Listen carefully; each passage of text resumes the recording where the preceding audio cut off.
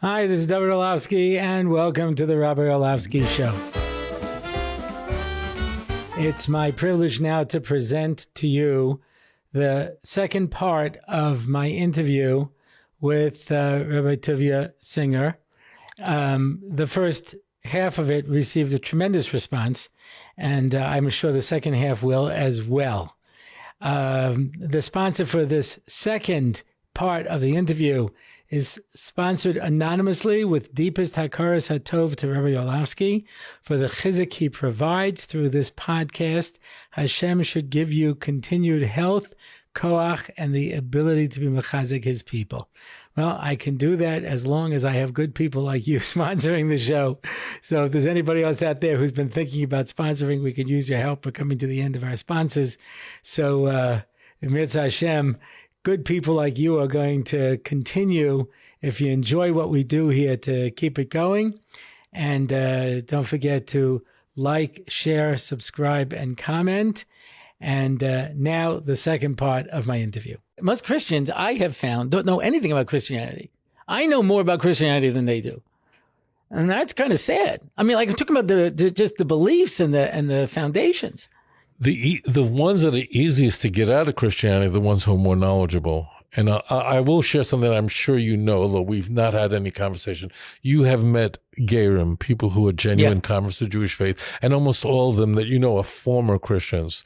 And what is intriguing about them is if you go back and ask them, they'll tell you that not only were we Christians, but we were really from really very religious Christians, evangelical Christians.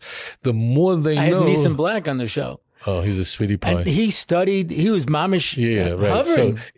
So I'll tell you, so the Christian religion also has their liberal denominations, okay, that know very little. But as it turns out, the people who convert to Judaism and are coming, 95% are coming from Christianity, are coming from the most frum Christians, who are the most knowledgeable Christians. Actually, he was a minister. He was a minister. He was a theologian. He was absolutely. So therefore it's not coming from, let's say Hillary Clinton. Okay. So Hillary Clinton is a Christian. She's a Christian, but she's a liberal Christian, very liberal, right? That's not the kind of people that convert to Judaism. It can happen, but the vast majority are dafka coming from the most knowledgeable Christians, the most serious Christians who are taking God seriously. And therefore, when they hear these objections, they go, 1 second, I need to hear more.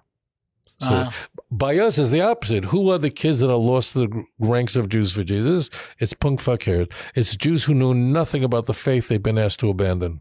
It's not B'nai Yeshiva who sat and learned with us. It could happen. Look, there is 1 in a million. You have unfortunate cases in history. You had even the chief rabbi of Rome after the Holocaust who wanted his job back. His name was Israel Zoli. And when he came back, because he hid out in the Vatican, and after the war he came back and said, I want my job back. And they beat him up on the street because he didn't save the Jews of Italy, of Rome. The Gestapo took them away. Then he ran back to the Vatican and got baptized. You imagine that? Imagine that you have the Holocaust, so 1/3 of Klal Yisrael is murdered. And then a year later, the chief rabbi of Rome converts to Christianity and taking on the name of Pius XII. It's mind-blowing. You imagine the agony the Klal Yisrael was enduring, that we have that. So, of course, you have these anomalies in history of these very dark people. Even in the Pablo Cristiani wasn't a Rav. He was a Jew in France. Pablo Cristiani was a Jew in Spain who converted to Christianity, but he became a Karaite first, as did Nicholas Dunn and Yamach Shemai V'Zichrei. These are really, really bad people that are, there were some dark figures in history that come from, look, there were people the guy who started the Reconstructionist movement, knew how to learn. Mordechai Kaplan was not an Amaharitz, and whatever it was, that's just, look, in truth, if you look at Tanakh, the truth is that in the ancient world, the the pagan religions were much more successful than Christianity. In the time of Elijah the prophet, only 7,000 Jews didn't bow. Only 7,000 Jews were from. The Jews were worshiping Baal like crazy, right? Chizkiyahu was a from Jew. He could have been Mashiach. Chizkiyahu Melech was the greatest Davidic king that ever lived. It says beferish, no one ever before or after him be a greatest Chizkiyahu. He had a son that was worshiping Avodah Zarah. Now his son does tshuva. Menashe repents. Look at Chizkiyahu's father, Achaz, was a nightmare. He died young at 36. He ruled for 16 years. So it doesn't work that way. As it turns out, Christianity, of all the false religions that attacked our faith, is the least successful with from Jews. Because it stipulates it's based on Tanakh, and therefore they get caught. If you don't make that claim, then you can get away with it. But Christianity is very vulnerable. It's the easiest religion to expose and show that it's false because of the claims. So you see these missionaries and you say, I'm going to dedicate myself to fighting them. Oh, for sure. So you start collecting literature? Not fighting, loving them. I don't mean loving in some weird way, like I love you. Contesting, disputing them. Yeah, but you have to be very careful because you don't want to hurt someone's feelings. You have to be very careful with your words. I, first of all, do not attack them. I answer their questions. My show on YouTube, as an example, is all call-in live shows. And what I do is I respond to the questions that they ask. You have to be very careful to play the black piece, using chess as a metaphor, responding to their objections rather than introducing your own. You don't go to a Christian and say, this is why I think you shouldn't be a Christian. Really offensive. Just rather say, please tell me the reason you think I should be a Christian. What's the most persuasive reason? And respond to that. If you don't like somebody, you don't want to learn from them. Correct. So you want to make sure you don't become a person they don't like. And no one wants to be just told, yes. You have to know how to talk to a Christian. You have to know what's meaningful. And you know, my Rebbe taught me years ago, Hashem gave you 2 ears and 1 mouth. Try to maintain that ratio. Right. Learn how to listen. So when I'm sitting with a Christian, I let them talk. I say, just tell me what is the, and I'm listening for the anomaly. I don't interrupt him. Every single thing that he says that I disagree with, I don't point out. I wait for that point, that knach. And I'm sure you do the same thing as well with your Talmidim, in that when someone comes to you with a problem. Yeah, I never interrupt people. What's that? I never interrupt people.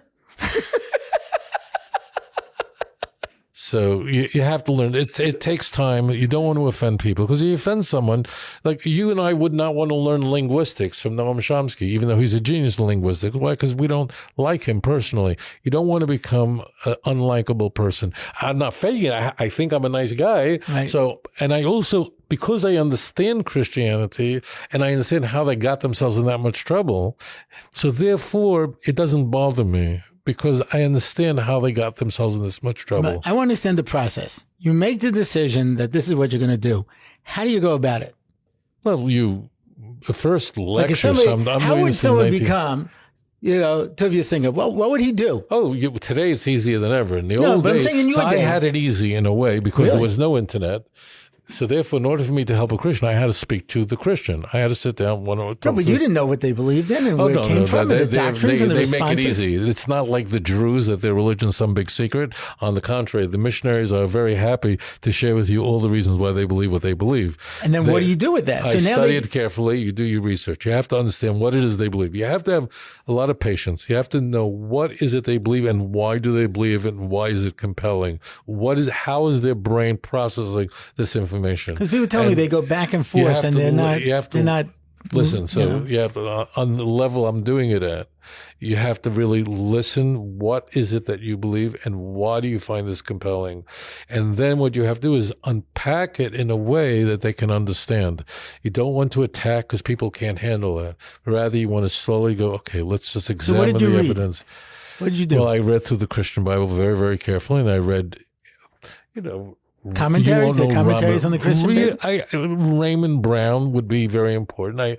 A lot of people won't do that, but he's probably the greatest New Testament scholar in the English-speaking world in the latter half of the 20th century.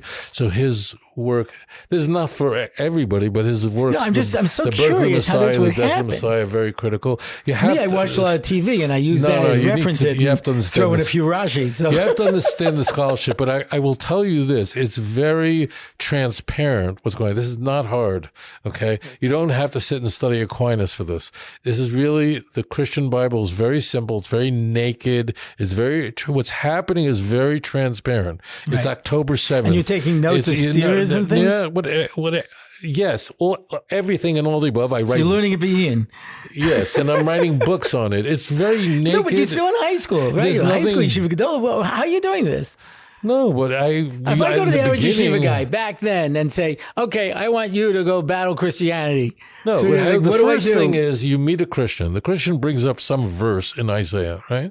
So you go back to the verse in Isaiah and you look it up. You know, when we were in yeshiva and we come Havdol Elf Half Havdolas and we're learning Gemara and the Gemara is quoting a pasuk in Yeshayahu, how many of us actually got up and pulled out of Yeshayahu? Didn't happen too often.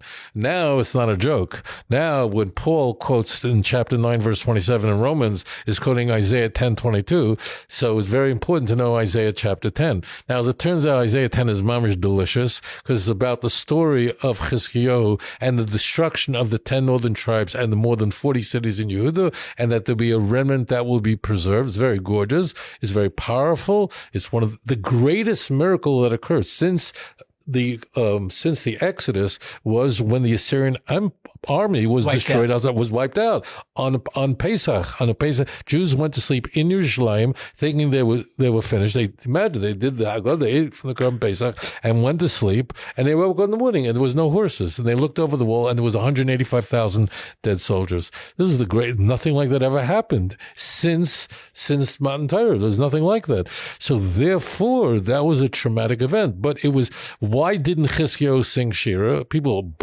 he didn't say Shira. The Gemara says that's why he wasn't the Mashiach. But why didn't he? He was the greatest king that ever lived. He was, 2 Kings chapter 18 verse 4 says there was no one before him or after him that was the greatest Chizkiyahu. So why didn't he say Shira? So people give 500 reasons for it. And I don't know why people don't get this. It's so transparent that there was the biggest calamity at that time too. And the calamity was that the whole Klal was ripped out. Everything, more than 40 cities in Yehuda were destroyed. Everything but Yerushalayim was destroyed. And the whole north was destroyed. So there was a tremendous trauma. I'll tell you something personal. A thought I had. April 13th, the Iranians, Yimach Shemam V'Zachram, sent over 200 drones and missiles and rocket ballistic missiles. And I watched it with my eyes. I didn't go into the room. I watched it. I don't know why, but I watched it and I could see these things because I knew what was happening, right? Now, I ask you a question. We celebrated and went, wow, that was amazing. Of course. But did we really, this is a very intimate moment right now. I want you to listen. Did we really thank Hashem to the degree that would be logical, just logical? There's nothing esoteric about it. The answer is really not. I mean, we went, wow, there's not much a miracle. And then we went on with our day. Why didn't we sing Shira to the level 185, whatever it was, missiles and drones and ballistic missiles would have wiped us out? And we should have been, say Hallel. Why didn't we? Because we were so damaged from October 7th and with the war is still going on with Hashem Yerachim, right? And there are Nebuch hostages now who are sitting b'shivya in Gaza right now. And therefore we can't be Shir because we're in so much pain. We're totally traumatized. So people have to understand that's what's going on in times of Chizkiyahu. And in Hanami, there was a great miracle. Hundreds of missiles aimed at little Eretz Yisrael. And the Jews, of course, we were thankful, but there was no Shira. Why no Shira? October 7th. And we're still in the middle of the war. And every day, Nebuch, who you and I wake up in the morning, we go online to the news and we see Nebuch's face, and we just hope we don't recognize the name of the person. It says it's very sad. So we are all traumatized. You and I will never be the people we were on October 6th last year, and therefore it's hard to say shira when there's so much pain going on. So you prepared pasuk by pasuk. You'd go to them, they'd say something to you, you'd look it up, you get a response, then you'd come back, and then they give you another one. I feel like there was more to it than that. No. Initially it is, but then you start this. You have to study it, look it up. You need to know. You got to know everything. And look, this is all I do. It's not like I mean, I've heard you on these programs, and you're just rattling off so much. And like I say, even in the course of this conversation, how many from Jews have heard of Aquinas? You know what I mean? How many from Jews, could list the various, priests and ministers and historical figures? I mean, there was a lot more that went into this than just, you said Pshat in Isaiah 6. But I've got a kasha because I looked up the Mefarshim over here and it doesn't say that. Okay, what about Isaiah 22? I'll be right back. I go back, I look it up, I go back.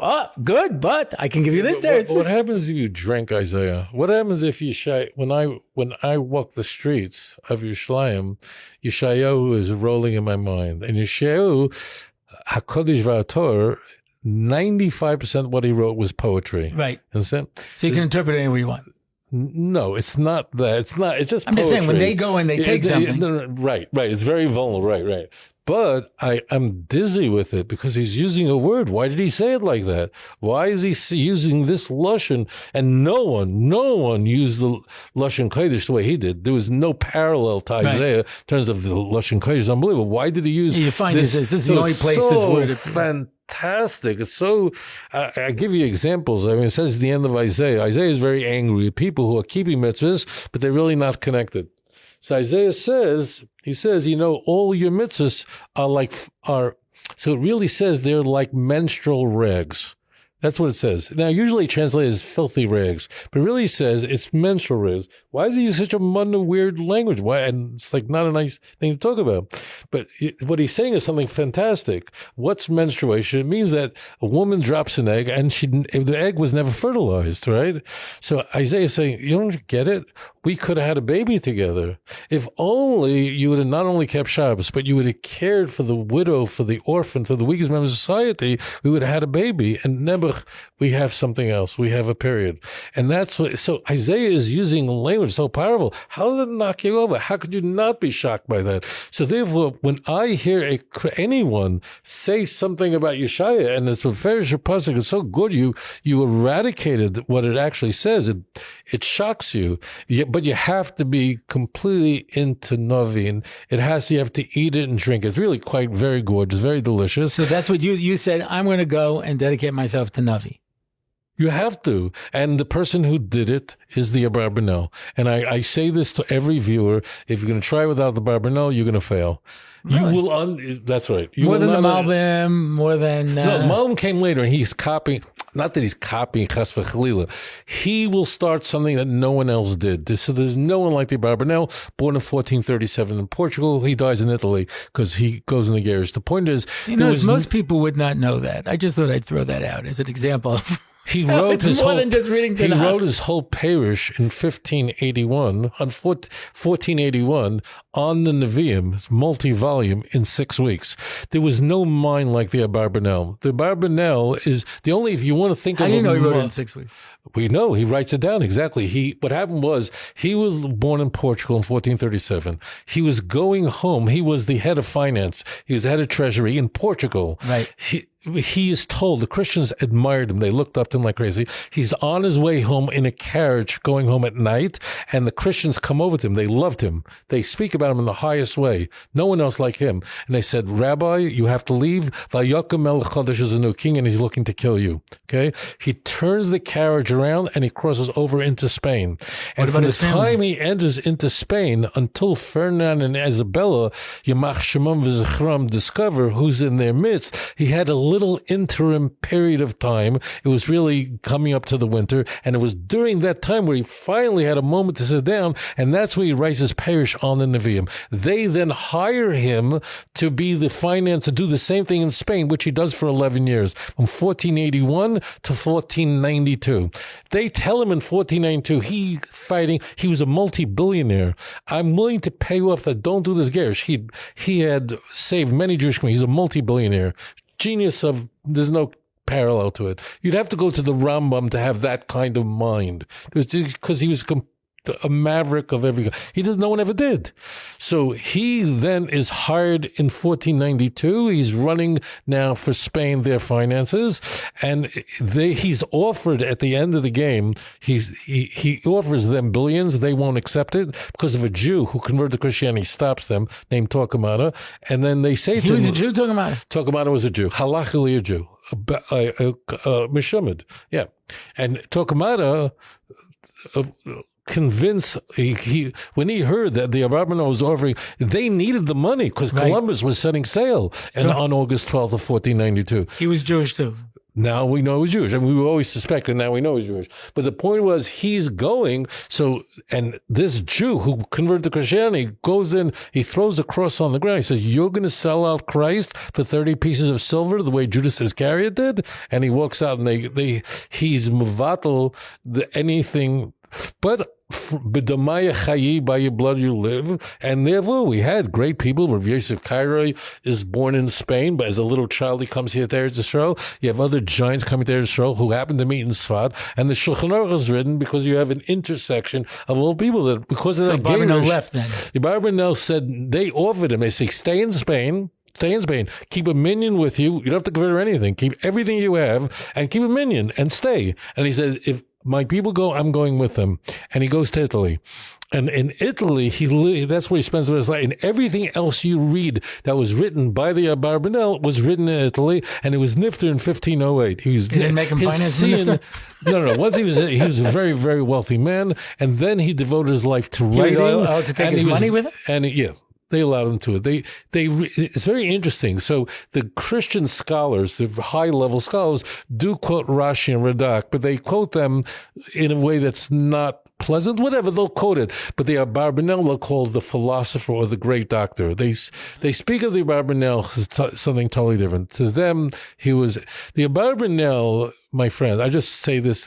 Abarbanel did something that no one ever did before. And that is, he comes to any parsha, any sugya, and he says, we have problems, and we have a whole series of problems, and let me present some questions. And you go, wow, I never thought of that, and I never thought of that. And he presents 5 or 10 questions, and he says, let me give you the solution. And what he does, he solves it with one equation, and it solves every issue. And he says, oh, now I got it. No one had ever done that. That's why if you want to go through Tanakh, particularly Isaiah, Cheskel, Yirmiyahu, with Rashi and Radak, you're not going to have there's no one today on this planet who's an expert in Nevi'im that does not rely on the Abarbanel. Period. End. Now, there are subsequent giants who use the same type of teaching, but prior to that, if you go to the Radak, you go to Rashi, Rashi takes 2 words and says, okay, it means this and this, but why am I told this story? What does this story have to do with anything? What is going on here? Right. Why did he do it? How did it come to do this? So the Abarbanel is a storyteller, meaning he says, you need to look at the big picture. There's nothing like it. Just like when the Rambam, Olav Shalom, when he wrote, the Ralbag does that, though. Yes, the Ramban incidentally wrote his Parish, right. He's wordy, but doesn't use this style. But right, he's more wordy and lays it out. But he'll start off with, this is what we learned from absolutely. this. He didn't get out of it, but the Nevi'im, this is unprecedented to do this on this level. His also very important to read his introductions. His introductions, it's like, why do we need Divrei Yamim? We, after all, have Shmuel and we have Shmuel Melechim. Why do I need Divrei Yamim? That his introduction to Sefer Shmuel is very critical. The key is he's unique, and we're all soymech on the. If you listen to anybody on Barbanel, on Navi, it's always a Barbanel. Without a Barbanel, you're not going to understand it. We're all rely on him completely, and he's a giant that just like no one wrote all of Halacha like the Rambam did, and he was a young guy. He was in nothing. How old was he? He was in his 20s. He wrote the Yad HaChazak, he wrote Mishnah Torah. And here's the smartest person that ever lived, possibly, right? The smartest guy since Shlomo Melech who ever lived, and he is able to write in not just Hebrew, but the easiest, simplest Hebrew that anywhere is going to see, because that was the point of the Mishnah Torah. So it was something that, how is that even humanly possible? I mean, you and I have visited university where I've lectured, and I've seen blot Gemara without Rashi and Taisus because they're older than Rashi and Taisus. I've seen that at Cambridge University, Pennsylvania. They showed they have and that means Rashi was looking at a klaf of Chulin, and that's all you had was Gemara. it seems to be a superhuman feat to have done what he did. Rav Noach Weinberg uses Mishnah Torah as a proof of God. Right. He says no human could have written this. And he's writing halacha on Mashiach, and he's writing halacha on bringing karbanos. He's not writing only halacha on Or Chaim, on tefillin and what time and how much, what is called the thing and what bracha you make. He's writing on the halachas of bringing karbanos. It's like it's not possible for no. So the Abarbanel is in that world. It's interesting. He wrote in his tzava, Last Will and Testament. Last Will and Testament, that every Jew should learn Chumshei Torah, and they should learn the Guide to the Perplexed. Every Jew should do that. Should learn Tanakh and should read the Guide to the Perplexed. So he, of course, the Rambam for him was giant. He argued on the Rambam because he was a Rishon. The Abarbanel was the end of the Rishon. He had a din of a Rishon? I always thought he was So the Abarbanel was the end. That means after the Abarbanel was Nifter, he died on Shabbos. His Tzion is in Venice. He was visiting his son in Venice, and he was Nifter. I think it was on Shabbos, and that's where it's seen to this day. And he was just completely right. So he's the end. 1508, he's Nifter, and that's the end of the Rishonim. And then we do have a luminary who emerges, and that's the Vilna Gaon, who simply is just... But that's 200 years later. 200 years later, but he's arguing on Rishonim, which was unheard of. That means, and people recognize that he did not belong to our door. But the Abarbanel was it. So you have basically the bookshelves, like the beginning of the Rishonim is basically Rashi, and the end of the Rishonim is the Abarbanel. And the Abarbanel basically, in terms of his intellectual understanding and his ability to communicate and organize information, like what did Rashi do during the Crusades with the chicken feather? So it's basically, you come to the end of a Tekufa, a personality emerges that basically is a throwback to the very beginning. So yeah, there's nothing like the Abarbanel. Okay, so you learn Tanakh, you read the New Testament. Now what do? You go out there. No, but I'm talking, people are contacting me. My son is involved in Christianity. I mean, before we started, someone was talking to me about their own child was involved in Christianity. Your son was involved in Christianity? I know somebody who's involved in Christianity. Families are always contacting me, or Christians are contacting me. Yeah, of course. Now, there's a difference. Today, there are millions of people who watch me on YouTube, millions of people, okay? And as a result of that... I have like 20,000. Right. So you have thousands of people, but you have people, your things but are copied over. I'm hoping now over. we'll hit your whole audience. Now you're going to be a big hit. So the point is that now it's different. It means you and I do not have to do public speaking as much as we used to, because we can put out a program like this. It's unbelievable. And people can watch it all over the world. I've never spoken to an audience of 20,000 people. Right. I spoke to a few thousand, etc., but never in person 20,000. Well, when you're speaking to 1,000 people at a banquet, you know that you have to basically entertain, and you have to basically keep things very concise. You can't go into depth because, you're holding a crowd. Right? But I never do anyway, so it makes it easier for me. When you're on air, we could, like we're doing now, we can really take it apart. Right. Well, that's what they say. Like, you have to take someone like Joe Rogan, who keeps you there for 3 hours. You know what I mean? And just keeps asking and asking and asking. Right. You can go into a much greater depth. He would make a wonderful Joe. Yeah, would I? He would, because he asks questions. Yeah. He's willing. He has a lot of chutzpah. Yeah. And you need to be able to ask those very critical questions. Right. If you know him, tell him I'm available. I always talk to him about you. I'm ready to go to Texas. He's plotting. He can't get over you. So, you ever been on Joe Rogan? No. You been on any of these big podcasts and things? I'm on podcast. I'm interviewed. I mean, I'm on another interview. Oh my. Yeah, I'm on another interview a little in a little while tonight. I'm surprised Ben Shapiro never had you on. I don't fit into his world. His world is very different. That is, I guess having someone come in and not Christianity would politics. be bad for his... but he does religion. He's had on priests and ministers and right, because I don't know this, but I never had this conversation with him. A very significant number of his viewers are conservative evangelicals. So he understands that his partner, who both co-owns Daily Wire is an evangelical Christian. Jerry Boring.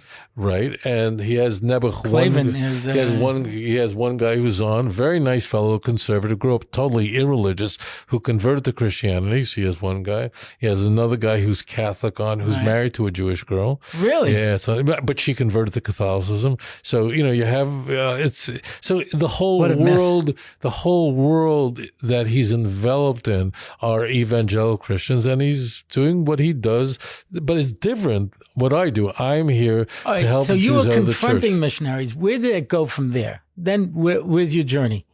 You're out there speaking to missionaries. You're responding to them. But I'm writing books on the side. Wrote a number of books on the topic, and then then people would say, "Rabbi, explain to me Isaiah 53."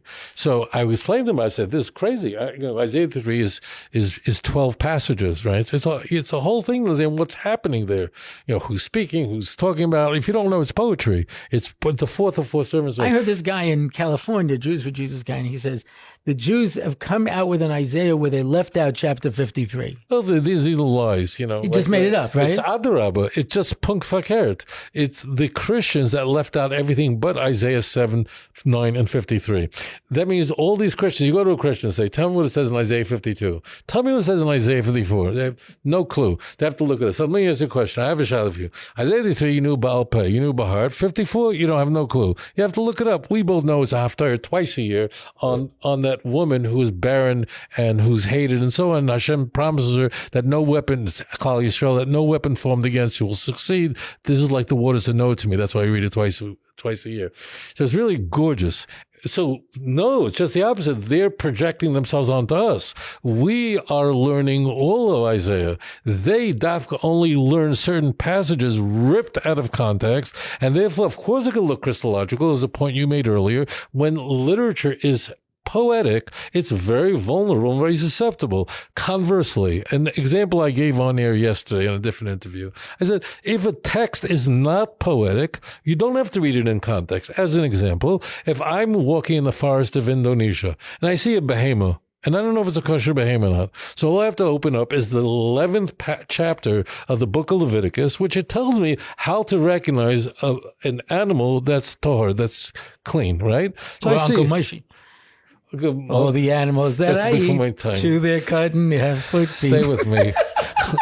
The show has to be ahead. You know I have ADD. You know that. But the point is that Leviticus 11, Vayikra Perek Yud Aleph, could be read out of context, and you'd be able to identify if a marine animal is a coat which doesn't require shechita. So you're fishing, you catch a fish. I want to know, is this fish I can eat it or not eat it? You open up the fins and scales. Yeah, right, exactly. It has fins and scales. So if it has fins and scales, so it's kosher. We know from the oral Torah that if it has scales, it also has fins. Fine. So I know I could kill it any way I want to and broil it and cook it. For how to kill an animal, so then you need to live Deuteronomy 12:21, where it says you have to kill an animal manner I've shown you, and then you have to go to halach l'moish misina of shchit and so on, and getting rid of the blood. Fine. So my point is that Leviticus 11 you can read out of context because it's only the halachas of what's a kosher animal. Isaiah 3 is the fourth of four servant songs that were launched already in Isaiah 41 verse 8 and 9. So you have to know that what the servant songs are about. You have to know Isaiah 41 8 and 9 and 43 10 and 11, 44 1, 21, 45 4, 48 20, 49 3 in order to know Isaiah 53. Sure. Okay. That's what I was going to say, by the way. I know. I take it away from you. I'm taking away the limelight from you because I'm hoping to get a few customers and subscribers. No, this is. I'm trying to get to. Okay, so now you're writing books. You're doing this. Where do you go from there? Oh, then a doctor in Dallas says to me, Rabbi, come to Dallas. I'll fly you out every week and give a lecture at the Jewish Community Center of Dallas. Now, Dallas is interesting. Right, responding to all the things. I mean, it's can do. Because a lot of evangelicals in Texas. Yeah, it's like Borough Park for evangelicals. so I said, how many weeks we I said, I'm not sure exactly, but let's do every week. So I think it was maybe every Tuesday night. I would fly in. At that time, it was I don't want to say which airline, but it rhymes with Continental. So whatever it was, I flew into there and I did a thing, and the place was packed. You couldn't stand. You didn't. No, 3/4 were goyim from all over Texas came. The first it was Jews and a lot of Christians, but then because they wanted to argue with you, or because they wanted to hear many of them wanted to argue with me, and there are many Jews and Rabbonim in Eretz Yisrael today that were there that came to show me why I'm wrong at those lectures I gave in the 90s, and they converted to. I don't know how many. I'm not going to say the B'nai Noach movement started at that series of programs. But it did. I mean, no, I'm not saying it did, but it really, that like was great. And it was really an amazing thing because what I did was, my thought this was, guy knew you from the I'm going to record it. He knew me from the books, but I thought I need to record it all. Right. So I could record it on cassette tapes at the time. And now when someone came over and says, I want to know Isaiah 3, I said, here's a cassette tape that costs 10 cents, to get a blanket, make it, and they'll go read it. And they would do it, and they would do tshuva. So that's what it was. And then everyone you never figured out the business model aspect of this business. I wasn't trying to, but there was nothing like it. No one had ever done that before. Right. So I organized the information in a way that people can understand, going from who's speaking about. You got to explain. So how do you work out a lesson plan when you don't know how many weeks this is going to go on? It's from the experience. That's why I'm lucky, because there was. I said at the early part of our interview that I'm really lucky. Why?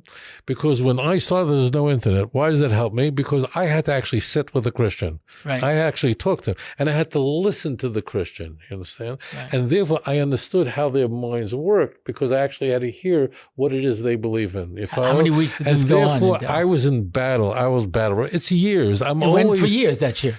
Whatever it is, you're always developing you're developing new ideas and insight. With all your self-deprecation, you're always developing your mind and new insights every day. So I'm always, now, of course, because my memory I'm went going to say to you, remembering it again. I know that 90% of the questions you're asked, number one, you've been asked already once. Yes. And number two is you have 5 different answers to any of them. And when you're asked the question, you have to size up, you have to shots up your audience, who you're speaking to, of which answer you're going to give for this question based on the person who's listening. So you don't have one answer. You can hit it from any direction. It took me years to learn how to do it. Because I would always say things that would offend people.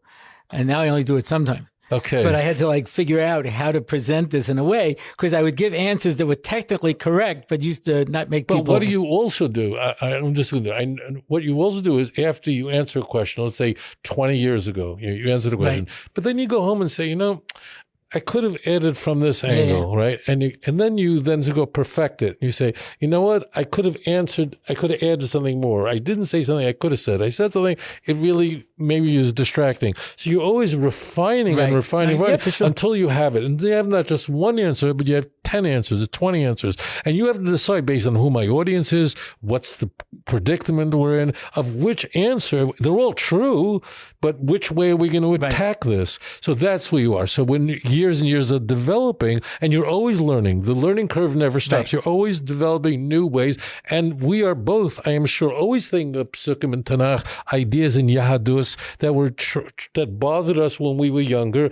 And now we're going, now I understand what Rashi meant. Right. When I was a kid in yeshiva and I'd read Rashi, and the Rebbe goes, Zok Helik Rashi, I said, what's so Helik? He's saying 4 words. I don't even know what he's talking about. It seemed like, what are you talking? And then we come back to the Rashi 25 years later, go, wow, man. So that's what happens. You're always developing, and Torah is no end. See, one thing, I want to say one thing too. Yes. Okay. The one thing about the New Testament is it's very easy. The Gospels are very easy to read, but there is no second level. There's no I don't like depth. Sequels. Where a guy gets married and has a baby. I was like, I like the originals. You're impossible.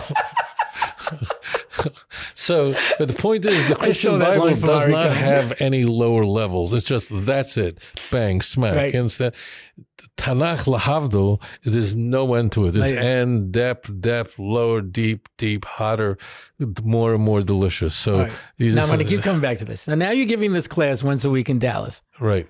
Where does it go from there? It all's growing. I mean, I'm doing public speaking again. There's no YouTube yet. YouTube doesn't begin until 2000. To Jews or to non-Jews? All over the world. Now, how did that happen? People say, I want to hear you speak. No, people hear my video, then they speak, and it's word of mouth. There was no videos back then. so people watched, they had VHSs and they had my videos, the people watch, they film it, they put it up. I don't know. Word gets out. I mean, when did you become like Tovia singer that everyone knew who this is the guy to go to? No, it's not like I have a lot of competition. There are very few people in the world that do what I do at this level. Yeah. So it was, just people wanted to learn. It happened to be intriguing. It also is intriguing because there's something dark going on here. Right. This is like there's good and evil here. But no one heard this clarion call except for you. There's nobody else who heard this and said, well, I should really do this. That's a kasha for the rest of the world. I don't understand why more people aren't doing this. You understand, if you're the only one doing something, it's really a kasha on you. And I'm trying to figure out how I'm looking for the transformation. Right now, you are world famous. You have thousands of videos. Everybody knows who you are. Everybody knows what you do. Where did that go from learning in the mirror to this?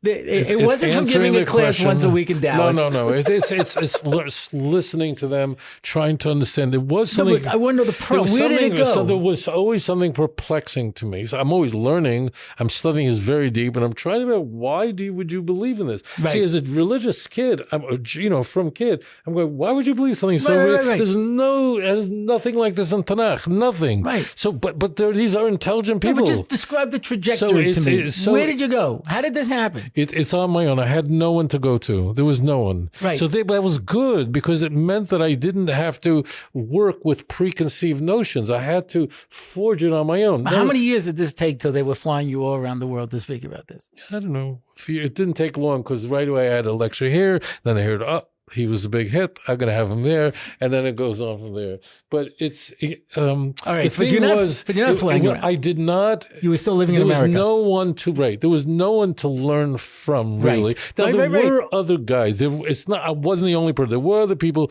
who were attacking this issue. But we had nothing. We had a book written by a Karaite 200 years ago who argued against Christianity, but he was really arguing against Roman Catholicism, was not really relevant. So you really had to work it out on your own. Aryeh Kaplan's book. But his book was written for NCS wires, so it's very rudimentary. I can follow it. I understand, but it's very rudimentary, and it's fine. Aryeh Kaplan, Zechrein Levracha, wrote that sefer as a prophylactic, as a barrier to prevent NCS wires from becoming Christians, because Jews for Jews are happening at the same time. But it's not written on the scholarly level that we're going to deal with. It's great. It's great for young men and women to learn, to go through. Fine. But not if you're going to get someone out of Christianity. It just doesn't. That's for someone to prevent them from getting involved. At this level, and as I told you, the people who are coming to me and to you who are not Jewish, who want to be Megayer, these are the most sophisticated Christians out there. Right. These are, as I said, these are not the liberal Christians. Right. This is not, Rudy Giuliani is a Christian,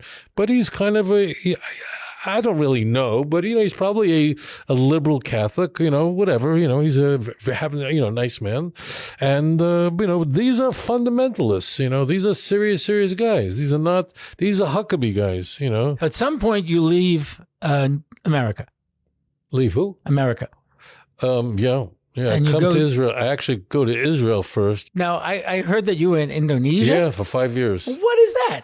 What is that? It's the fourth largest country in the world. That's the piece that I cannot wrap my head around. I understand you go from New York to Israel. Well, who stops over in Indonesia on the way? It's not even on the way.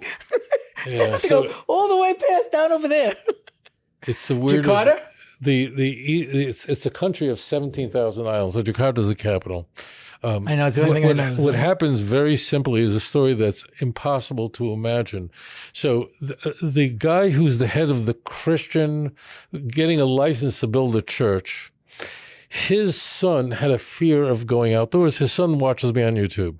This is the guy's the head of all Christian churches, Protestant Christian churches in Indonesia. His son has a fear of the outdoors. So his son is watching me on YouTube, and he becomes a Ben Noach, and then tells his father, "You got to watch this guy on YouTube." And his father watches it, and he becomes a Ben Noach. And he says, "Moshe, we have all these Jews here in Indonesia who became Christians.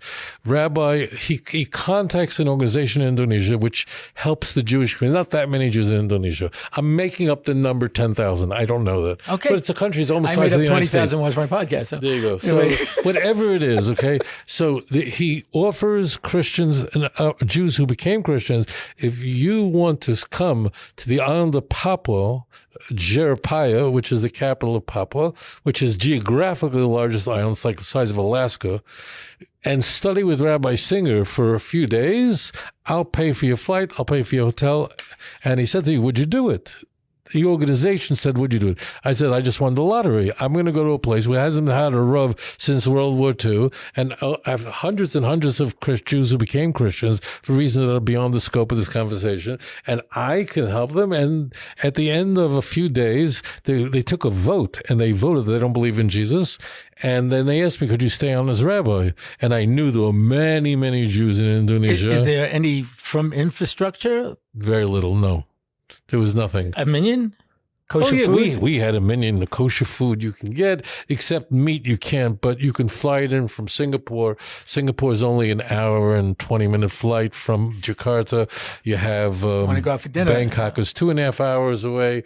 You have Manila, which is 2.5 hours away.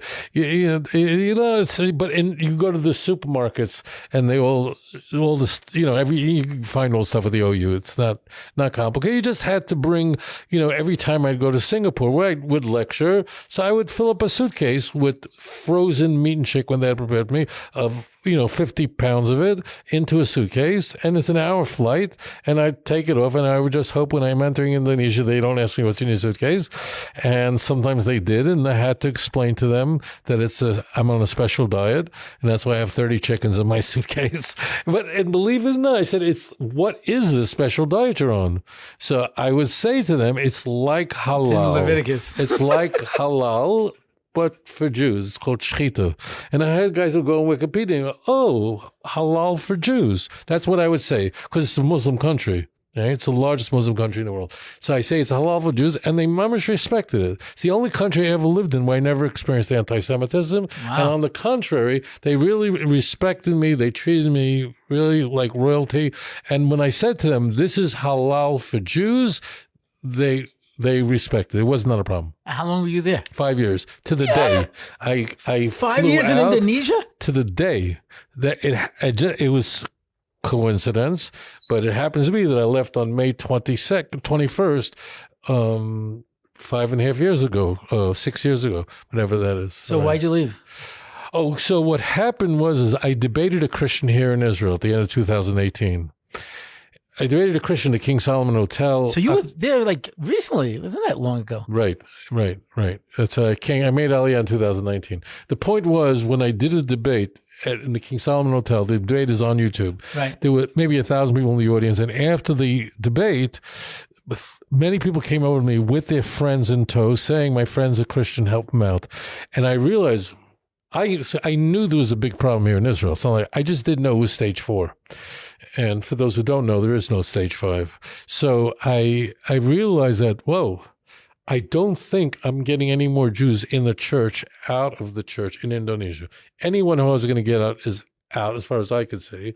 And here in Israel, it's a nightmare. It's a completely unique nightmare. So it was very, very clear to me at that stage. So that debate was in November 2018. And when I went back, I realized that I had to be here in Israel. And it happened to be that I had to sign a new lease if I was going to stay another year. And I told the owner of the place that we had, I said, this is going to be the last year. And that was it. And then Did anyone take your place? What? No. So when you told them you were leaving? No, there are B'nai Noach groups there. There's from Jews there. There are many that made Aliyah. But no one took your position. There's no position. Well, even to be a Rav there. It's not. I don't know exactly. There is in Bali, to some degree, there is something going on. The Muslims like me because they theologically hate Christianity. The serious Muslims can't stand Christianity theologically more than Judaism. Oh, no, they admire Judaism. When Muslims say we respect you, what you believe, they're not lying to you. They're not trying to. They really when they're not trying to kill you.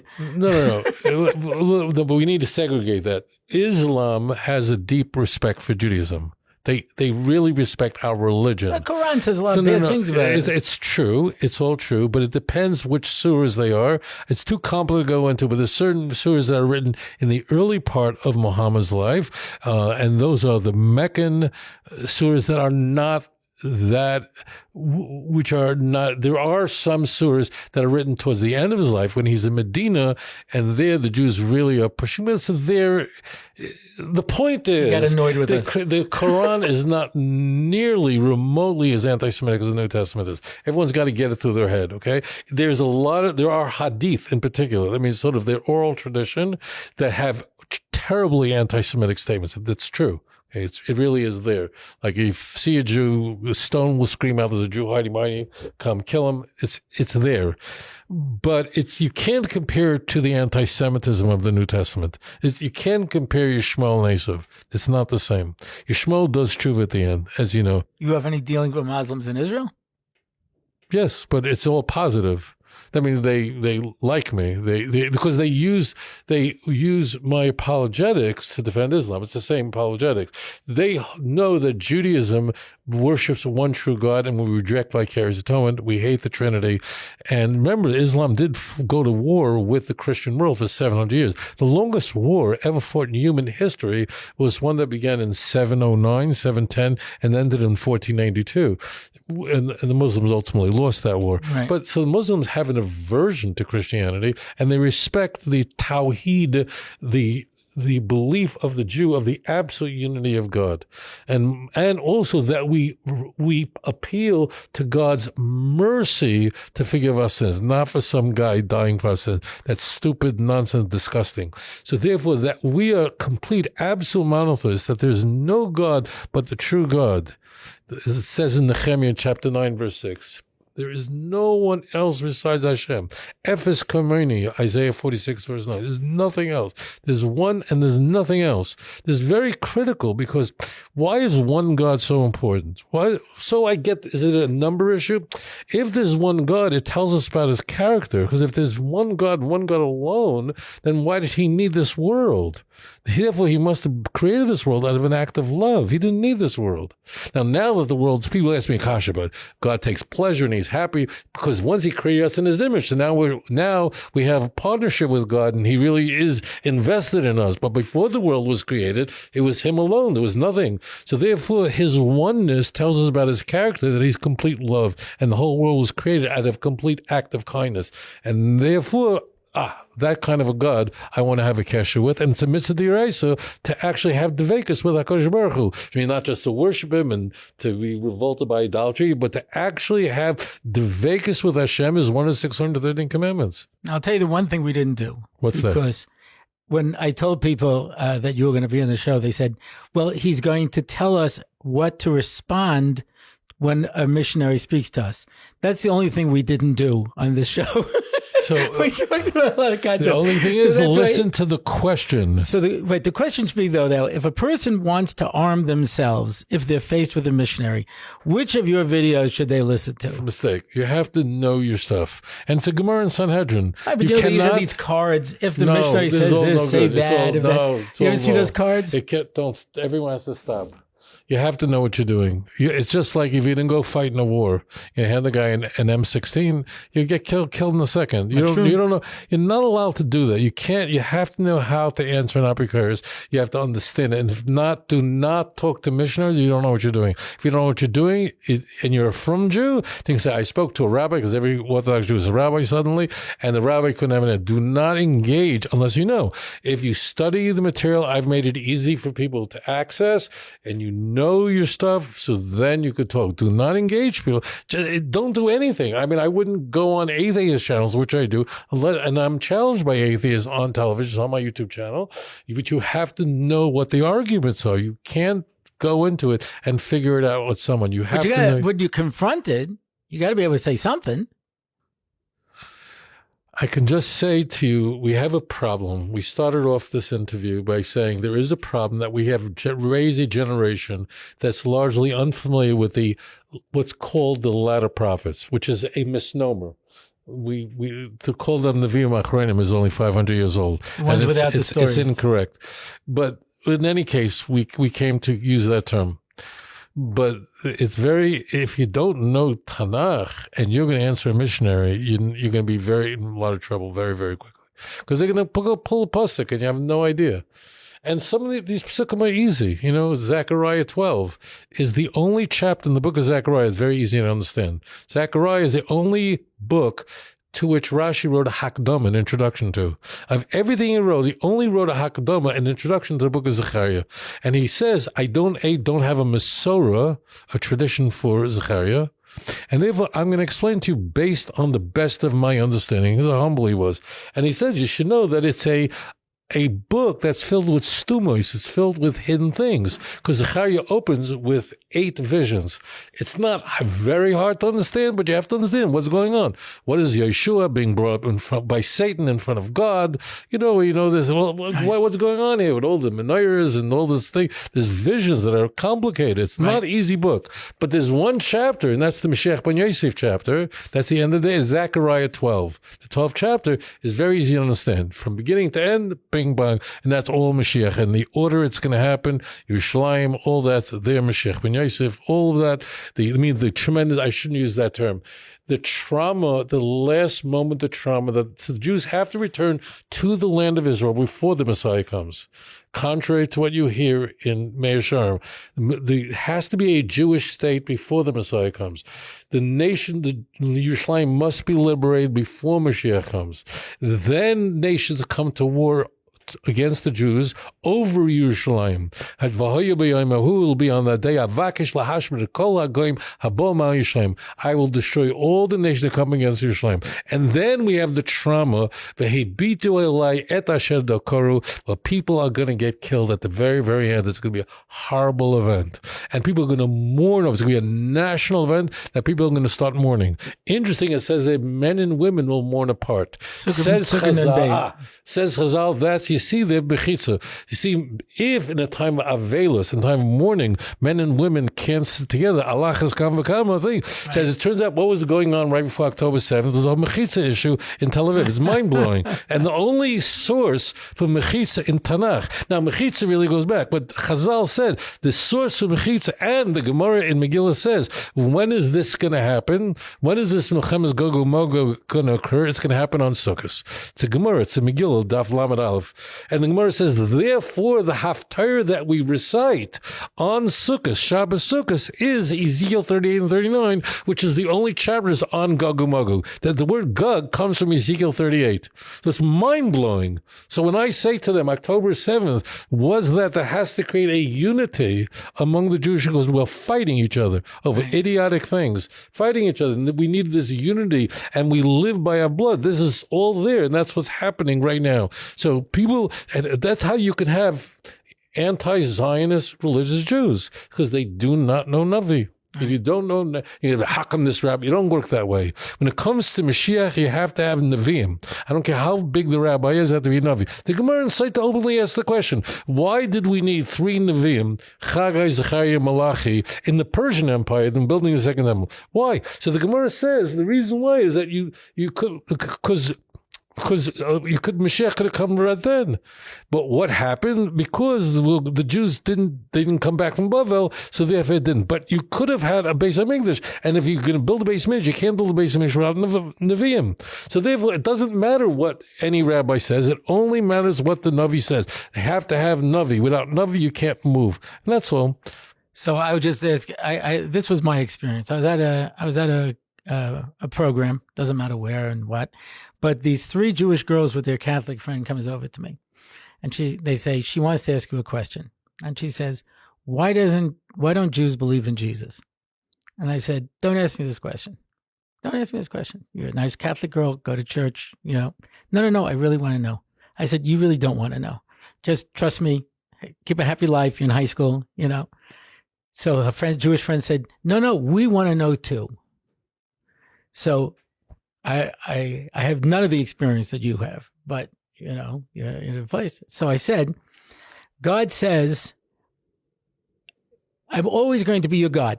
you'll always be my people. If you go to the far out places, I'll bring you back. No matter how bad you are, I'll bring you back. No matter what you do, I'll bring you back. I will never break this covenant ever, ever.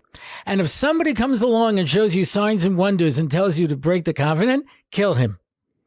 Now, that was a really poor thing to write if he was planning on sending his only son with another message.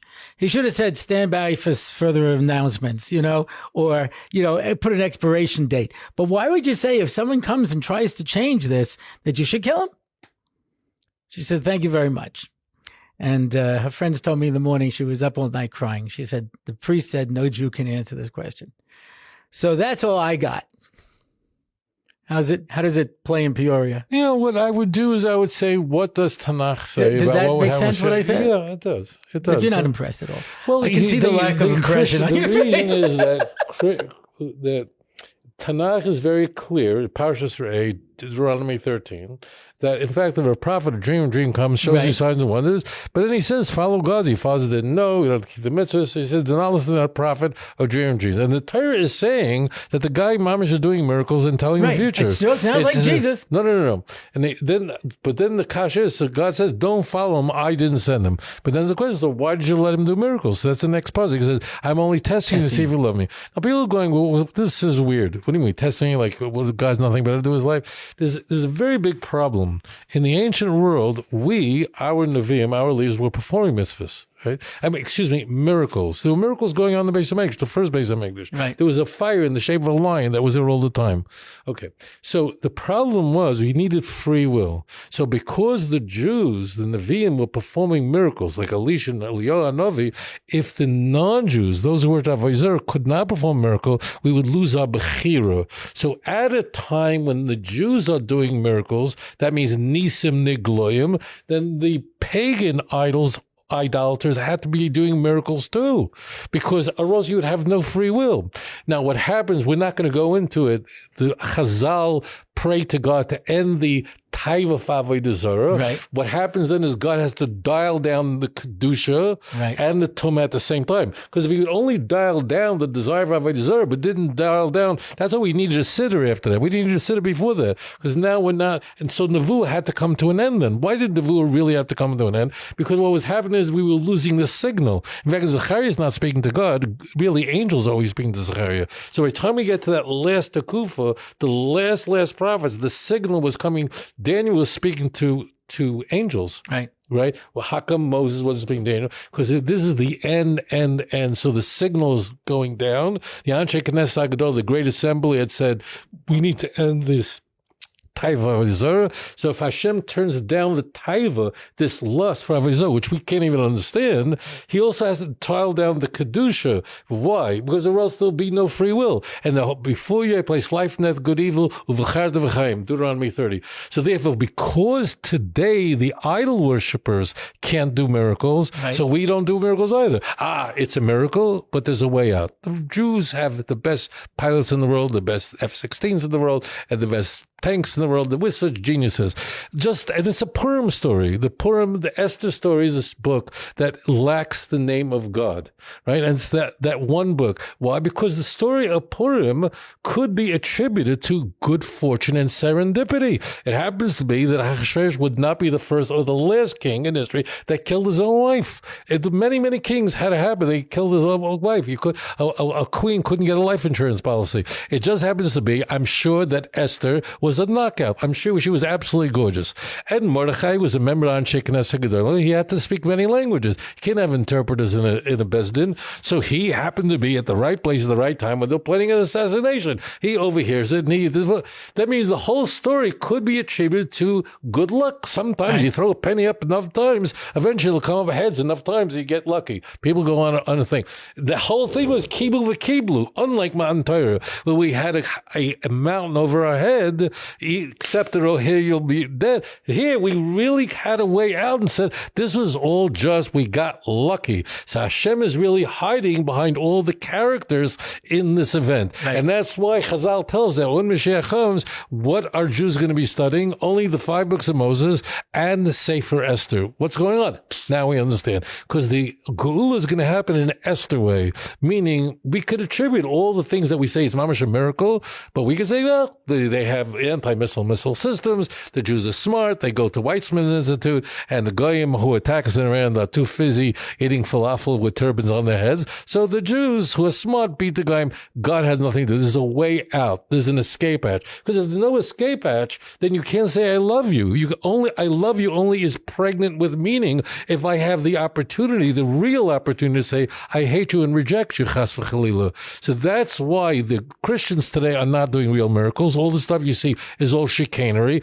And the miracles that are happening to us really can be explained through serendipity. We got lucky. Right. The only thing is, eventually, when if someone would go into a casino and throw dice and it just keeps on coming up, twos, eventually they'll say there's something wrong with the dice. Right. And that's what the Jews are. It's obviously the deck is loaded, but you got to figure out. But there's a way out. I'm giving you a way out. If that's why people say, why doesn't God just come to me? Why does an angel appear to me? That'll be the worst thing. You'd lose your bechira. Right. You'd lose in a second. That'll be a nightmare. Unless the goyim also are having angels running around.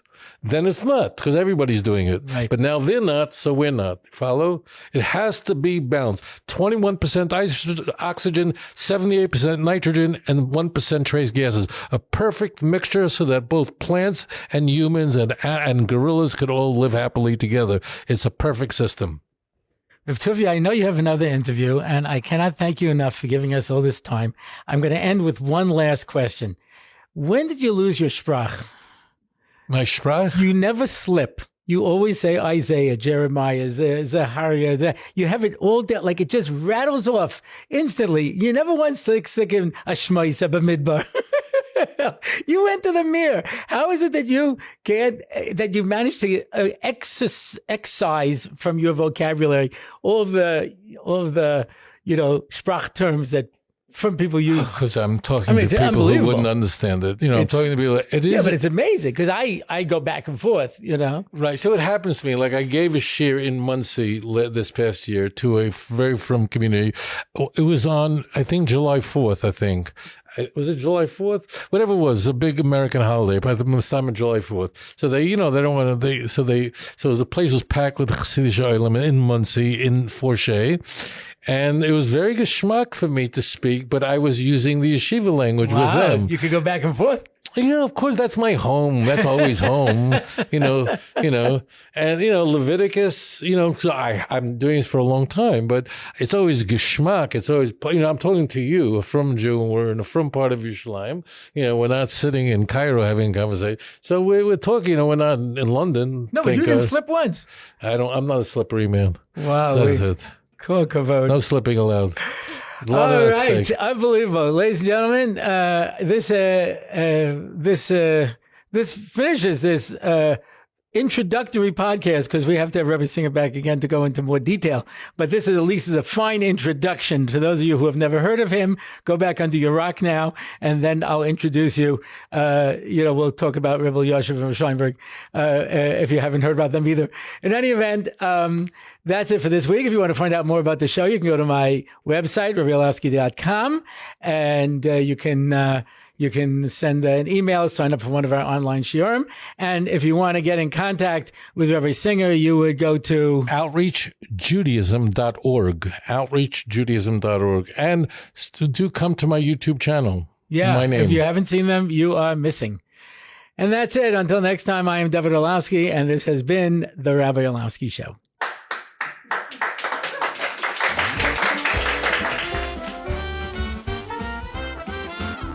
It's the Rabbi Orlofsky Show.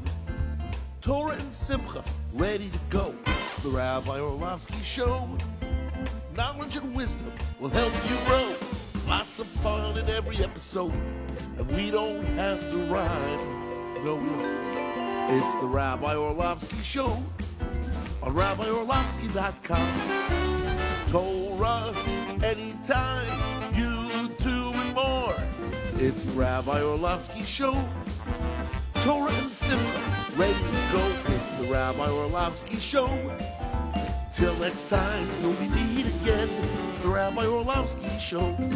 It's the Rabbi Orlofsky Show. It's the Rabbi Orlofsky Show.